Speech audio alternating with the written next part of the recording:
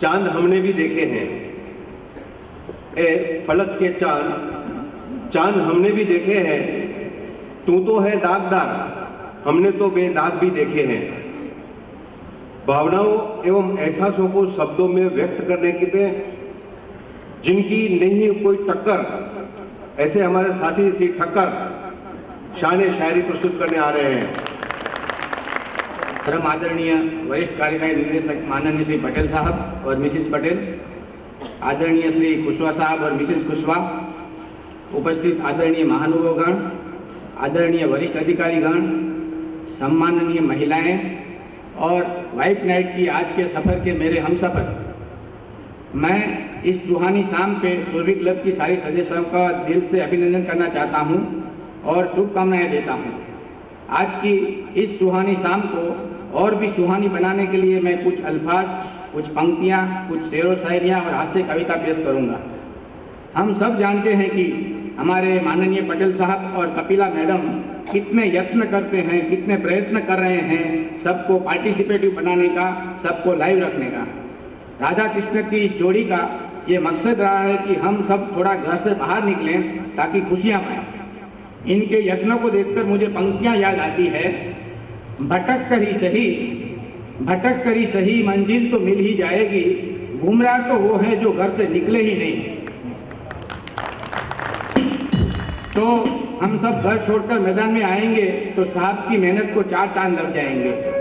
हंसते जख्म पिक्चर में एक खूबसूरत शेर था कि दूर से तो रास्ता सभी दिखाते हैं, 2 कदम कोई साथ नहीं चलता। हम सबका ये अनुभव रहा है कि कपिला मैडम सिर्फ रास्ता ही नहीं दिखाते, वो आखिर तक साथ चलते हैं। दोस्तों, जिंदगी की सच्चाइयाँ पेश है इन गुजराती पंक्तियों में। અહીં કોણ ભલાને પૂછે છે, અહીં કોણ બુરાને પૂછે છે, મતલબ કી છે નિસ્બત બધાને, અહીં કોણ ખરાને પૂછે છે, અત્તરને નીચોવીને પછી કોણ ફૂલોની દશાને પૂછે છે, અરે યા તો સંજોગો ઝુકાવે છે, નહીતર અહીં કોણ ખુદાને પૂછે છે। दोस्तों, कुछ लोगों को जिंदगी रास नहीं आती, ऐसे दुखी लोगों की दास्तां पेश है कुछ पंक्तियों में। तोय કેટલું થાકી જવાયું બેફામ, तोय કેટલું થાકી જવાયું બેફામ, નહીતર जीवनનો रस्तो तो घरથી कब्र સુધીનો ने। दिलजनों को तकलीफ कब होती है, सुनो इस पंक्तियों में।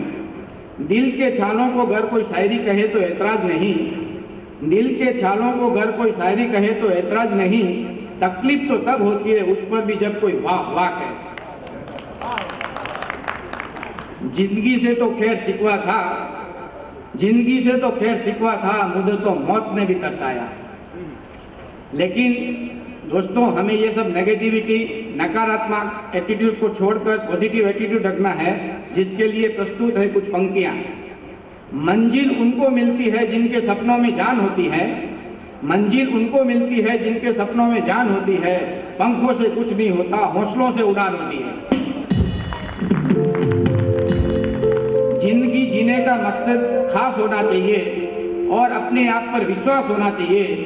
जीवन में खुशियों की कोई कमी नहीं होती, बस जीने का अंदाज होना चाहिए। दोस्तों, जिंदगी में रिश्तों की अपनी अहमियत है। कुछ रिश्ते खून से ही बन जाते हैं, लेकिन खून से बढ़कर भी कोई रिश्ता है तो वो है पति पत्नी का रिश्ता, जिसका जश्न मनाने हम आज इकट्ठे हुए हैं।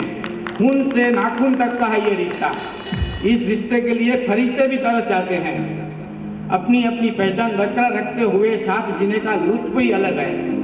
ओ चलो यूं करें, तुम भी रहो, मैं भी रहूं, हम भी रहें। जैसे बादल पानी का याराना है, जैसे फूल खुशबू का दोस्ताना है, वैसे ही रहे हम तुम, वैसे ही जिए हम तुम। यह गुजराती कविता है। घरनी दीवालने गुलाल करे छे, कमाल करे छे एक डोसी, डोसाने हजी वाल करे छे। मसाला चा અને ગરમા-ગરમ નાસ્તો ડોસી ડોસાનો કેવો ખ્યાલ કરે છે।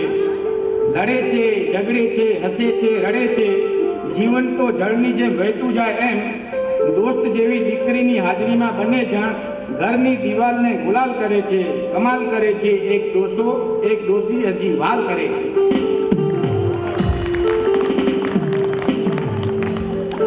अब हम थोड़ा माहौल बदलना चाहेंगे।